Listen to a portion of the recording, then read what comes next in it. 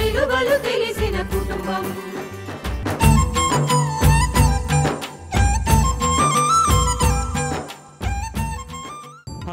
10 లక్షలు పోతే అంతా ముగిసిపోయిందా? నాకు తెలియక అడుగుతున్నాను. నా జీవితమే పోయిందా? నాకు ఈ ఆస్తిలో భాగం ఉందిగా, నా వాటా ఇవ్వండి.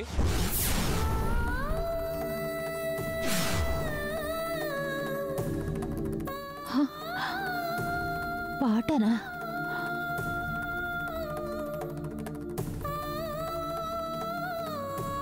వాటానా? ఏమిట్రా, ఆస్తిని పంపకాలు చేయమంటావా? ఏమండి?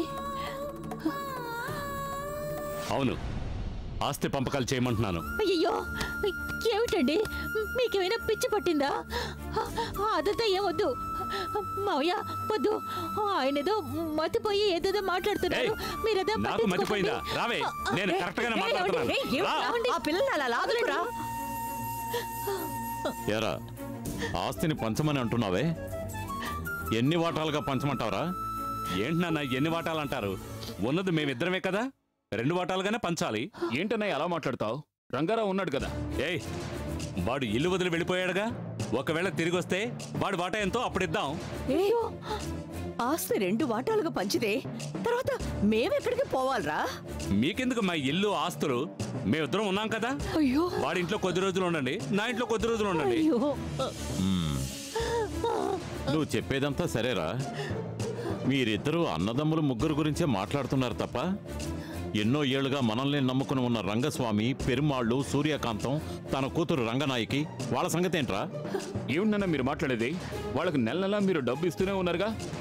ఒకవేళ ఏమైనా చేయాలనుకుంటే మొత్తంగా కాస్త డబ్బు ఇచ్చి పంపించేయండి. ఏమన్నావురా?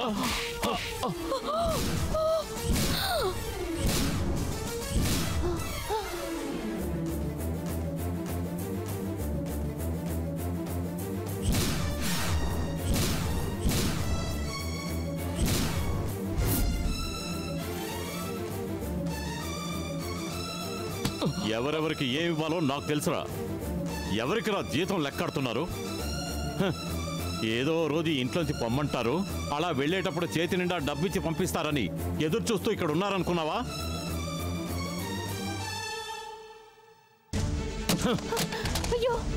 అన్నదమ్ములు ముగ్గురు గురించే మాట్లాడుతున్నారు తప్ప మీకు తోడబుట్టిన చెల్లెలు ఒకరుతుందే, దాన్ని మర్చిపోయారా ఏంటి? ఆస్తి పంచుకొని మీరు వెళ్ళిపోతారు, కానీ ఆ నాగవల్లి ఉత్తర్ని ఇంట్లోంచి బయటికి గెంటేస్తే దాని పరిస్థితి ఏం కావాలి? ఆ విషయం ఆలోచించారా? ఇప్పుడు చెప్తున్నాను వినండి. ఆస్తి ఎప్పుడు పంచాలో నాకు తెలుసు, ఎవరెవరికి ఏం ఇవ్వాలో నాకు తెలుసు. అంటే కన్నబిడ్డలు పనివాళ్ళు ఒకటే అంటారా? రాయ్ నానా, రాయ్ ఆపండి. అన్నయ్య అన్న దాంట్లో ఏం తప్పుంది? ఎవరికి ఎంత మర్యాద ఇవ్వాలో, ఎవరికి ఏం చేయాలో తెలియకుండా మీ ఇష్టానికి పనిచేస్తానంటే అది మేము తమాషా చూస్తూ ఊరుకోలేం. మీరు మాట్లాడకుండా ఉండండి. ఏది ఎలా చేయాలో మేం చూసుకుంటాం. ఎవరు ముందురాను మాట్లాడేది? ఎంతో పెద్ద రౌడీలు, దాదాలు కూడా నా భర్త పేరు వింటే వణికిపోయేవర్రా. నా భర్త సింహోరా. ఆ సింహాన్ని ఎదిరించి మాట్లాడతావా?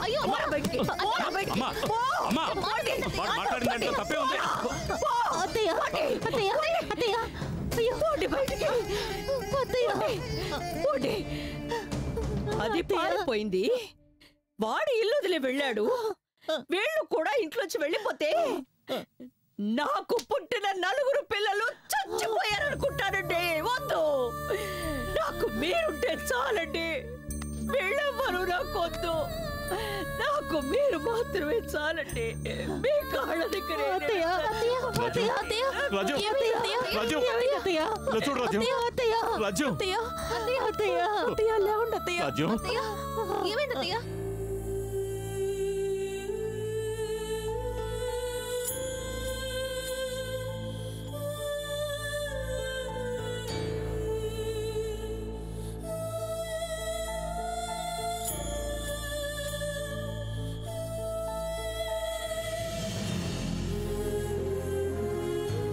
సార్, భయపడాల్సింది ఏమీ లేదు.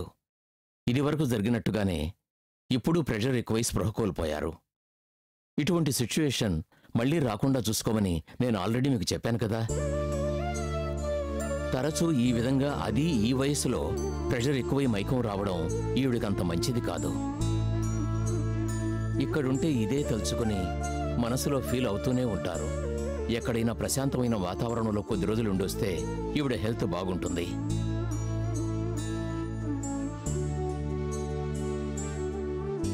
సరే డాక్టర్.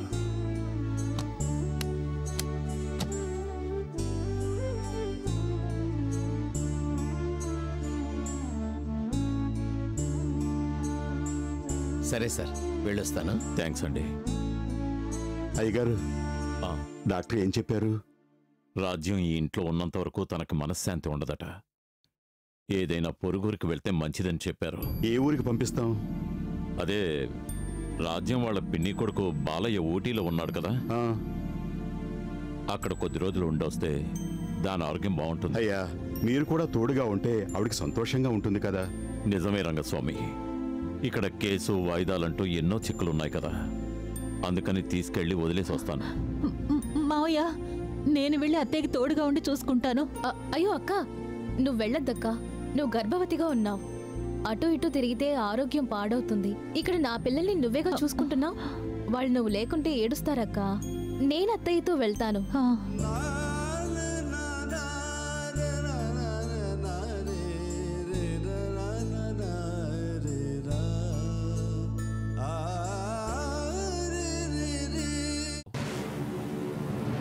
అమ్మా,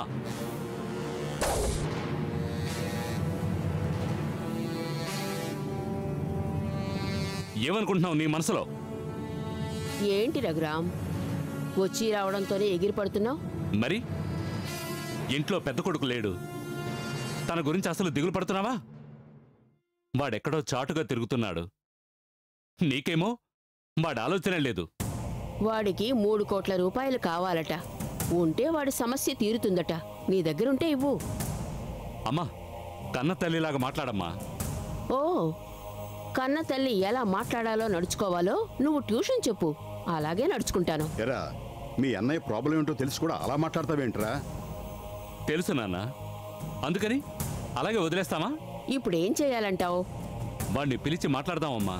వాడి సమస్య అడిగి అదంతా సాల్వ్ చేసి ఇకపైన ఇలా చేయొద్దని వార్నింగ్ ఇచ్చి వదిలేద్దాం. రఘురామ్, నీకు తెలియంది కాదు. వాడు అడిగినప్పుడల్లా నేను ఎంతో ఇచ్చాను. ఆ డబ్బుతో సవ్యంగా బతకకుండా ఊరిని మోసం చేసి తిరుగుతున్నాడు. వాడు మళ్ళీ అడుగుతాడు. అడిగినప్పుడల్లా నేను వాడికి డబ్బిస్తూ ఉండాలా? అదంతా కరెక్టేనమ్మా, కానీ తనిప్పుడు నేను తప్పు చేశాను, ఇక ఇలా చేయనని బతిమాలుతున్నాడుగా. ఒక అవకాశం ఇవ్వకూడదా? ఒక మనిషికి ఎన్నిసార్లు అవకాశం ఇస్తారో? హలో, మీరు మాట్లాడకండి. ఇది మా ఫ్యామిలీ మ్యాటర్, మేం మాట్లాడుకుంటాం. ఏయ్, అంటే ఆయన ఎవర్రా? ఎవరో పరాయి మనిషితో మాట్లాడినట్టు మాట్లాడుతున్నావు. ఆయన ఈ ఇంటి అల్లుడురా. సరే, రాజారాంని వదిలేయండి. వాడిని నమ్ముకుని ఇంట్లో వదినుంది, అందులోనూ గర్భవతిగా ఉంది. ఆవిడ గురించి కూడా మీరు ఆలోచించడం లేదే? అది తలుచుకుంటేనే బాధగా ఉంది. సరే, మీ రూటుకే వస్తాను. ఒకవేళ వాడు పోలీసుల చేతికి దొరికితే కోర్టు కేసు అంటూ వెళ్ళి చివరికి ఈ ఆస్తినే సీజ్ చేస్తారు. అంతవరకు వెళ్ళనివ్వకుండా మనమే పరిష్కారం చేయడం మంచిది కదా. ఈ విధంగా జరుగుతుందని తెలిసే మన ఆస్తినంతా మీ బావగారి పేరున రాశాను.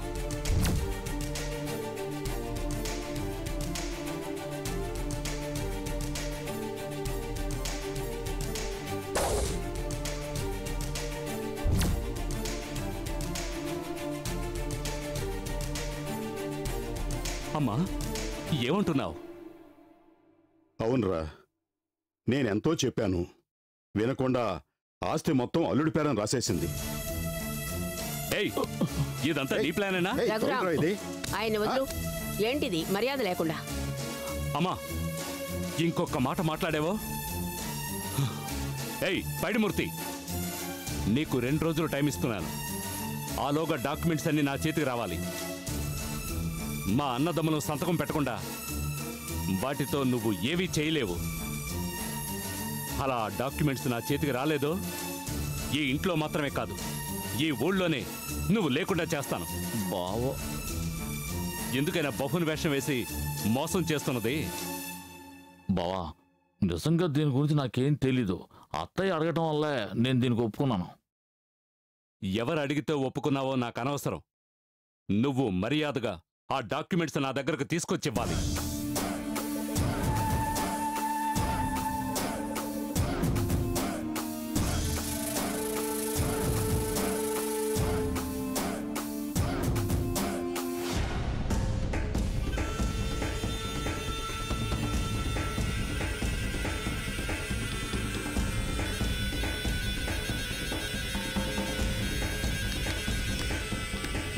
ఇక్కడే ఉండండి, సార్తో చెప్పి పిలుస్తాను.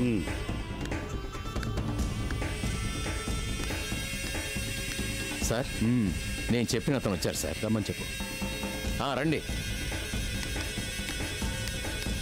నమస్కారం అండి సార్. ఆయన ఎవరు? మనవాడే, నాకు రైట్ హ్యాండ్. నా రైట్ హ్యాండ్ విషయం చెప్పాడా? చెప్పారు సార్. ఏ ప్రాబ్లం లేదు, సైలెంట్గా పూర్తి చేస్తాం. చంపడం ముఖ్యం కాదు, చావు ఆత్మహత్యలా ఉండాలి. అదంతా మేం చూసుకుంటాం. ఇది అడ్వాన్స్. ఫోటో అడ్రస్ ఉన్నాయి చూడు.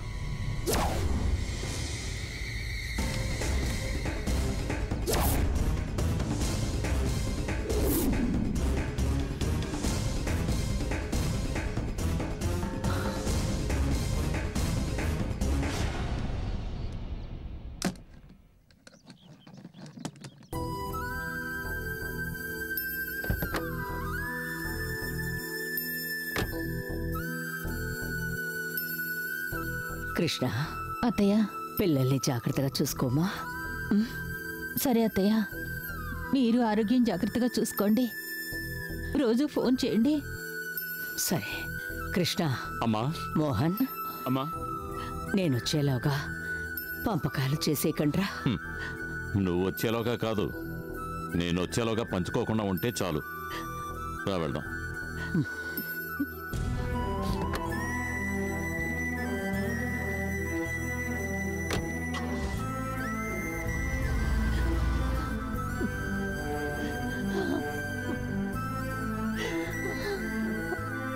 కృష్ణ, రా.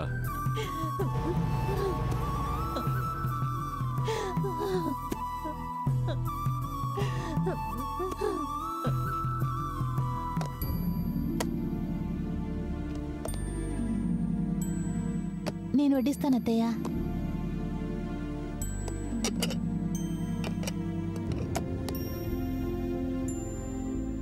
సరే అత్తయ్య.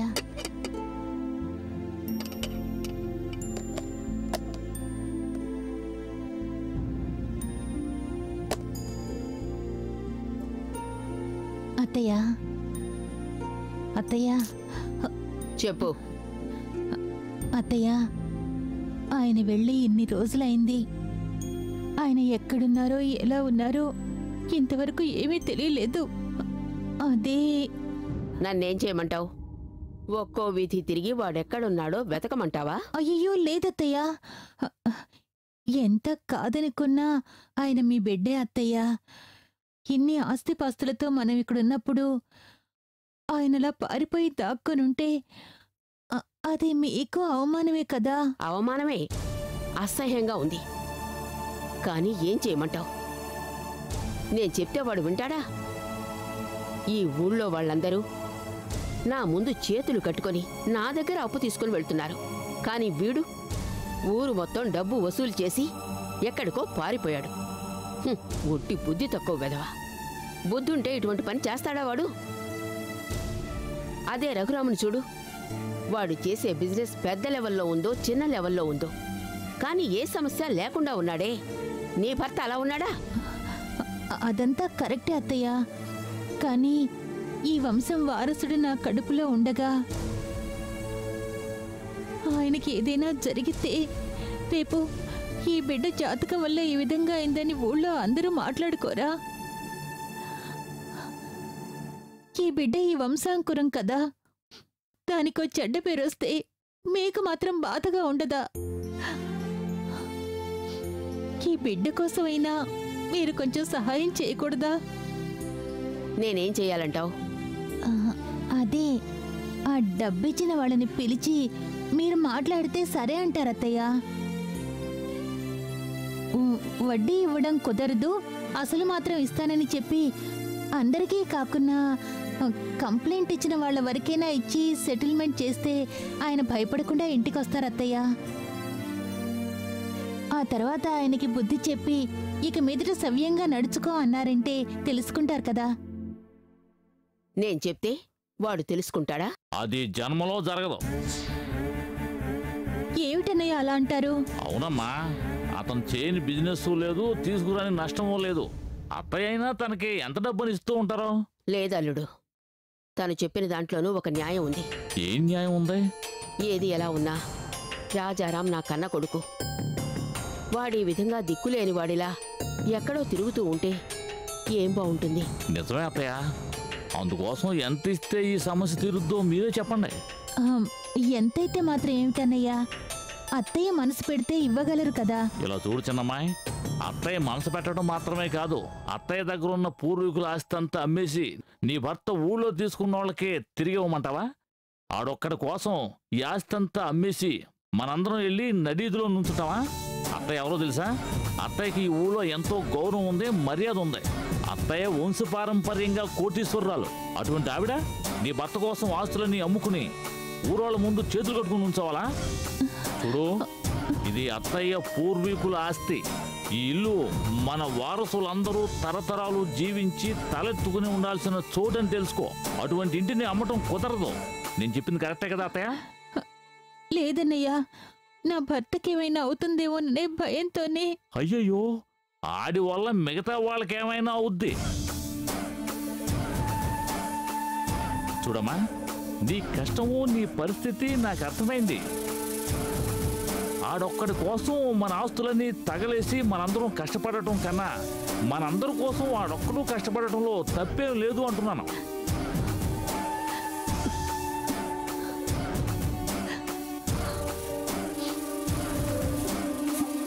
లేదన్నయ్యా, పోలీసులు ఎలాగైనా ఆయన్ని పట్టుకున్నారంటే. చూడు, పోలీసులు పట్టుకున్నా ఏమీ భయం లేదు. ఏంటి, ఒకవేళ ఆయన పట్టుకున్నారనే అనుకుందాం, ఓ లాయర్ ద్వారా ఆయన బయటకు తీసుకొద్దాం. ఆ తర్వాత కింద కోర్టు, పై కోర్టు, సుప్రీం కోర్టు అని ఓ 25 సంవత్సరాలు ఈ కేసుని లాగేయచ్చు.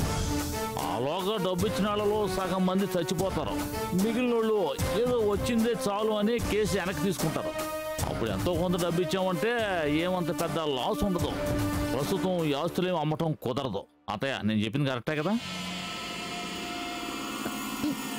లేదన్నయ్యా.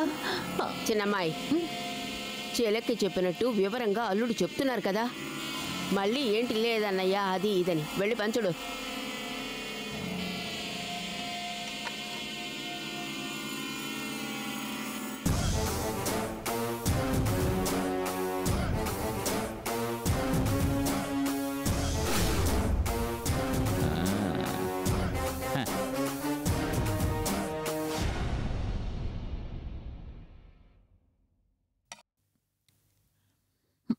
మోహన్, ఆగు మోహన్. ఏంటి వదినా? టిఫిన్ తిని వెళ్ళు. వద్దు, బయటికి వెళ్ళి తింటాను. ఏ, నా మీదెందుకు కోపం? ఇక మీదట నా చేత చేసిన వంట తినకూడదనుకున్నావా? నీ మీద నాకేం కోపం లేదు. ఏంటి కృష్ణ, ఏమంటున్నాడు నీ మరిది? ఏం లేదు, తనకి నా మీద కోపం అట. ఇక మీదట నేను చేసిన వంట తినదలుచుకోలేదట. ఏరా, మీ వదిన మీద దేనికి కోపం? వదిన మీద నాకేం కోపం లేదు, నీ మీదే కోపం. నా మీద కోపమా? నేనేం చేశాను? ఏదో నేను డబ్బు తీసుకొని నీకు ఇవ్వనట్టుగా నా మీద కోపడుతున్నావు.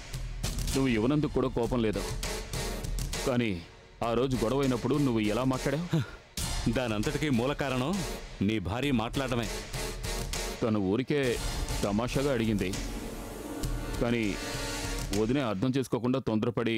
మహానుభావులారా, మళ్ళీ ఆ గొడవ మొదలు పెట్టకండి. మీ ఇద్దరికీ ఒక విషయం చెప్తున్నాను. ఏది ఎలా ఉన్నా అన్నదమ్ముల బంధం జీవితాంతం ఉండాల్సింది. గొడవపడి వేరువేరుగా వెళ్ళిపోయినా నీకో కష్టం అంటే ఈయనే రావాలి, ఈయనకో కష్టం అంటే నువ్వే రావాలి. మనసులో లేకపోయినా బాధ్యత కోసమైనా రావాల్సి ఉంటుంది.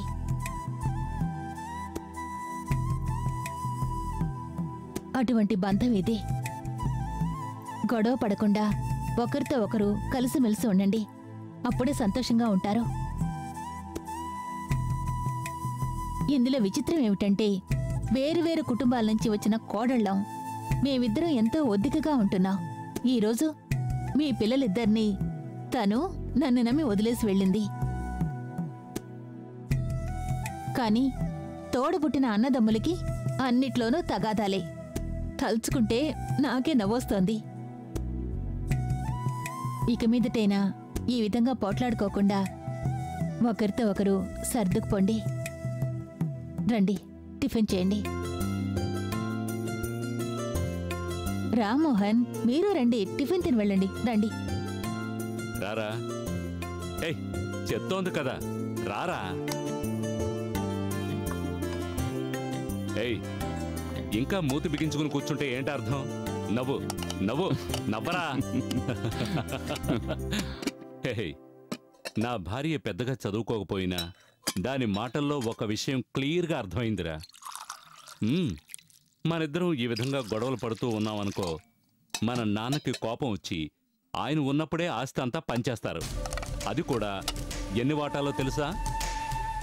మీరెవరూ వద్దని ఇల్లొదిలి వెళ్ళిపోయాడే రంగా, వాడికో వాటా.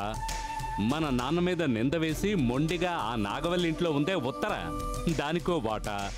బంధుత్వం లేకుండానే చెల్లెళ్ళంటూ ఇక్కడ కూర్చొని బాగా లాగిస్తోందే శాంతమ్మత్త, ఆవిడికో వాటా. ఇవన్నీ చాలక పనివాడు పెరుమాళ్ళు, ముసలి రంగయ్య, వీళ్ళందరికీ తలా ఓ వాటా ఇస్తే మనకేం మిగులుతుందిరా? అది కరెక్టే, కానీ అందుకని రంగారావు, ఉత్తర వాళ్ళకి హక్కు ఉంది కదా. ఏయ్, నేను కోపంలో ఆ రోజు చెప్పాను కదా, ఒకవేళ వాళ్ళిద్దరూ తిరిగి వస్తే వాళ్ళకు కూడా వాటా ఇద్దాం. కానీ మిగతా వాళ్ళందరికీ మనం ఎందుకు ఇవ్వాలి? వీళ్ళని కూర్చోబెట్టి తిండి పెట్టడమే దండగా, ఇంకా వాటాలు కూడా ఇవ్వాలట. మన నాన్నకి ఎందుకు ఇలాంటి బుద్ధి పుట్టింది? మీకెందుకురా ఈ పాడు బుద్ధి? బాగుందిరా, అన్నాదమ్ములు ఇద్దరు వేస్తున్న పథకం చాలా బాగుంది.